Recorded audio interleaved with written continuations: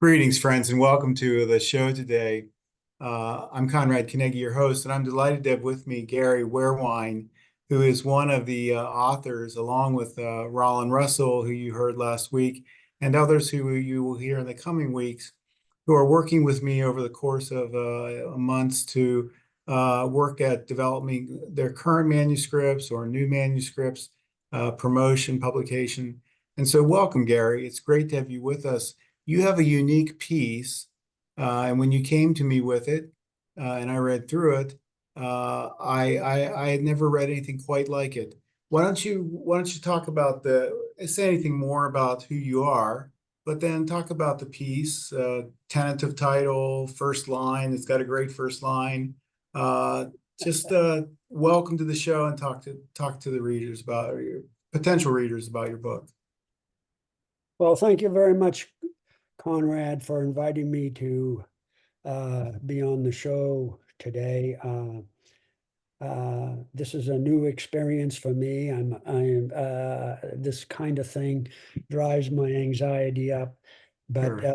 it kind of goes back to the beginning, I guess.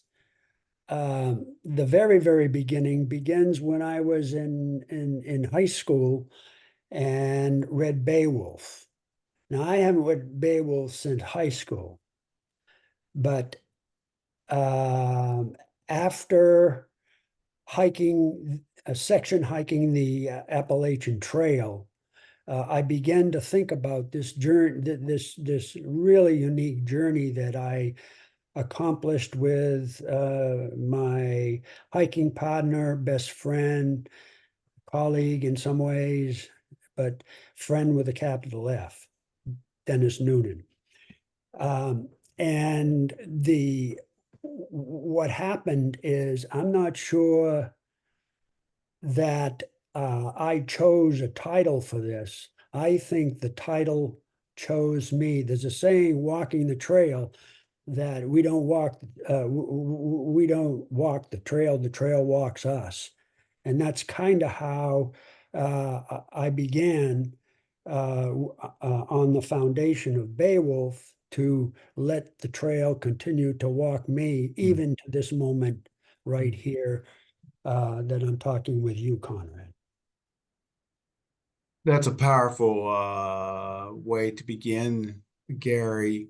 Um, can you talk about the first line of the poem and where that came from? The first line goes like this: If I die in Dania, don't bury me there. Bring my ashes to New Hampshire, toss them in the White Mountain air. It goes on. Uh, that's the first line. And why that line as a beginning? That line came from Dania, Spain. My wife and I have a place in Dania, Spain. And while there many years ago, but after I finished the trail, a dream came to me, and uh, there were that line was in it, not in its current poetic form, but that's how it ended up as the first line. Gary, how old were you when you started the trail?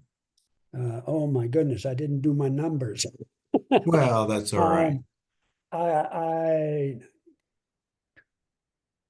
I was in my early 50s. 50, 90, 1992 was the year, and I'm 81, so Okay. you can do the math. And how many years did it extend? Uh, our our agreement, meaning Dennis and me, our agreement was to do this over 10 years Hmm. for reasons that I would not want to speak about now. I did it in 9 and he did it in 10. We did not complete the trail, our journey together, but that's in the end. What happened on the trail? Oh my goodness, I was in the barber shop yesterday with the woman who's cut my hair since 1976. And she made this comment. She said, after you hiked the Appalachian Trail, you were different. The trail changed me.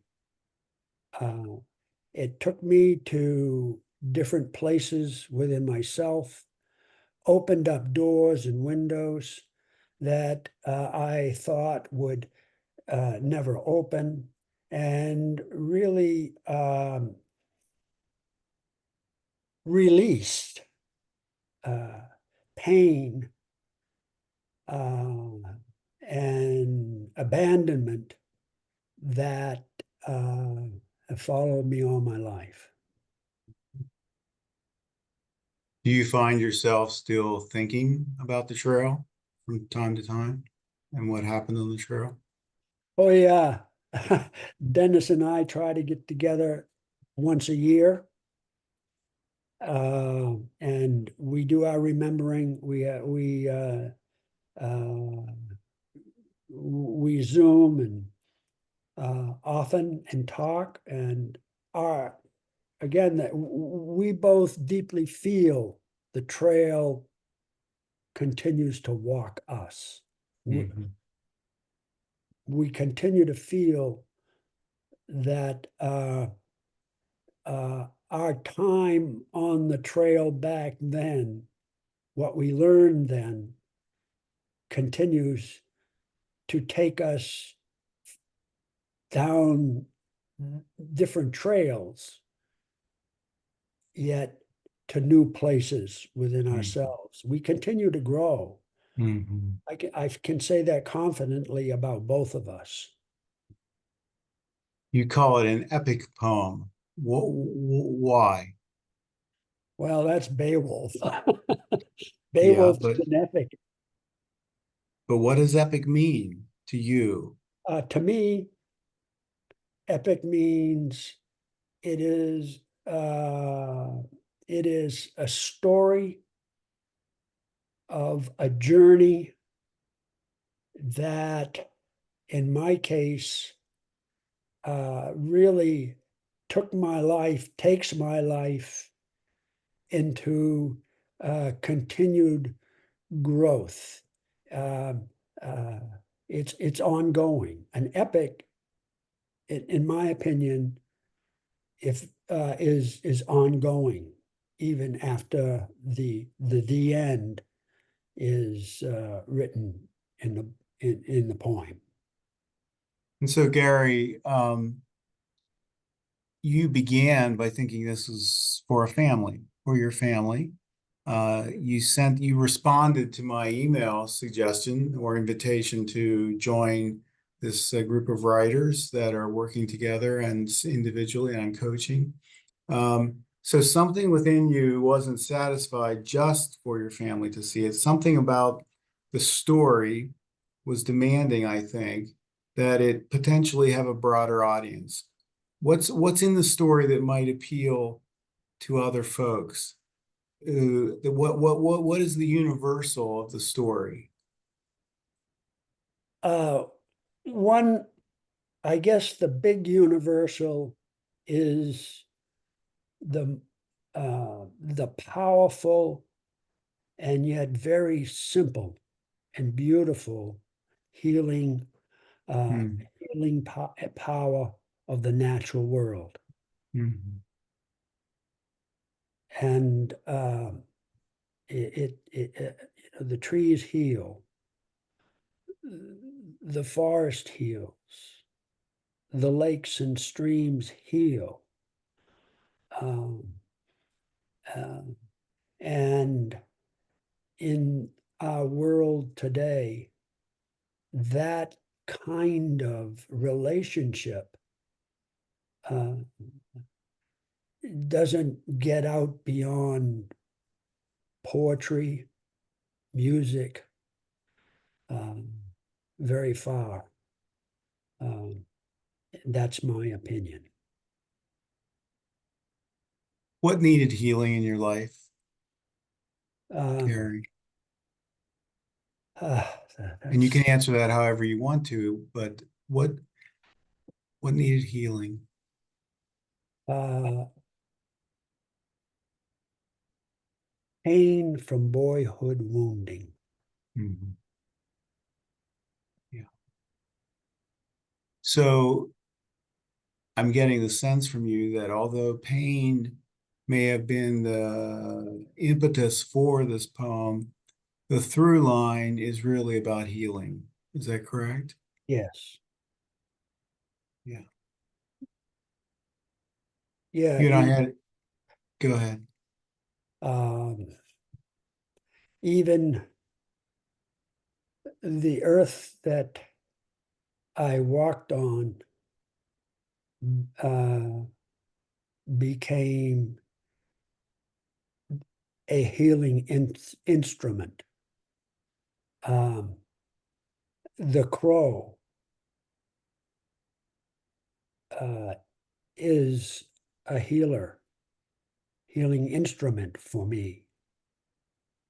Uh,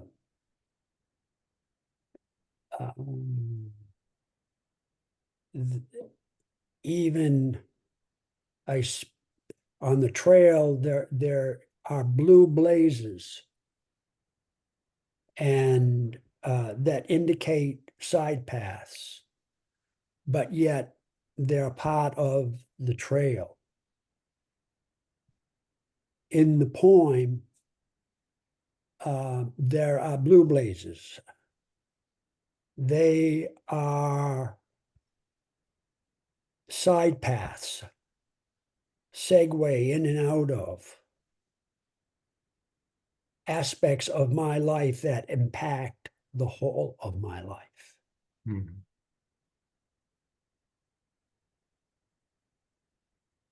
We talked earlier before we started the show just about how the story, um, you were talking about the difficulty this part of the project or process is to promote.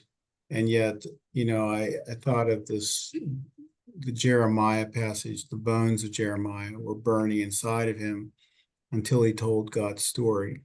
Uh, you met God, or God met you, or you experienced God on this journey. There are just some key parts of the poem where you get insight into how God showed up for you, or spoke to you, or cared for you. Can you say what was the spiritual dimension of this journey like for you? Well, the spiritual dimension um, was every morning and every night. Uh, I felt as though I was living in living in God, Mhm. um, and uh, and as I more and more as I reflected upon that, um, I would put it. I guess I'd put it this way, Conrad. The seed was planted in within me deep in this life. Mhm. Things happened in my life that really distracted me from paying attention to that seed and the growing of it. And and as you intimated, the trail walked me and God walked me. Mm. It, that dynamic, that spiritual energy opened opened me up in ways that I had never imagined. And and like I said earlier, I'm a different person than I was before I finished the trail. And that continues. That difference informs my life. Things happened, uh, and things keep happening. So it takes tremendous courage to look at the pain, to process the pain as you've done, but then it's a whole new step to reveal that pain to others, to have the courage to show that pain as an instrument, really as Christ did for others with Christ's own pain. Because I think the voices of the pain are so hardwired into us that they don't want to be shared or opened up. And you've had this courage. Where did this courage come from to both write and to now share with others? Where did it come from, Gary?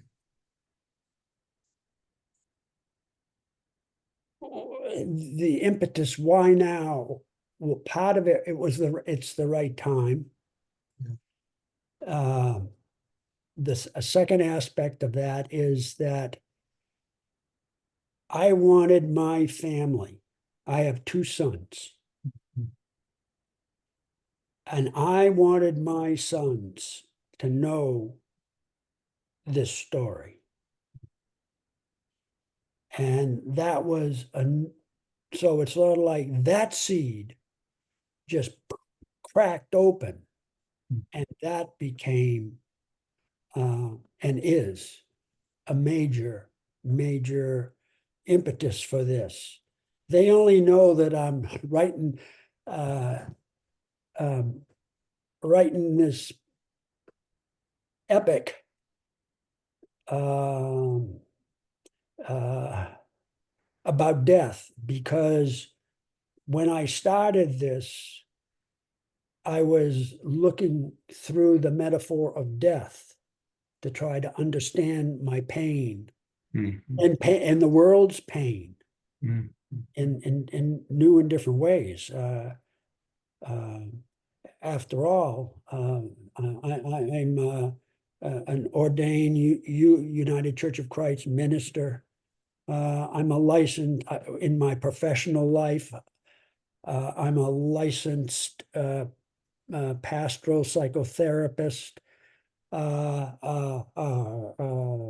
bona fide hospice chaplain, and several other supply preachers, past, pastors with two full-time churches, and then a lot of pastoral work for in other churches for different things.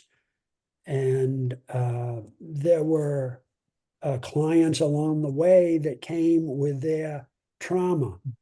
And I must say that um, and that their trauma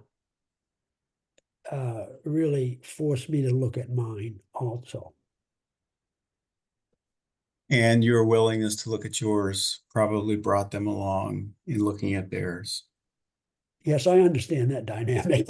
Yeah, I have no doubt you do.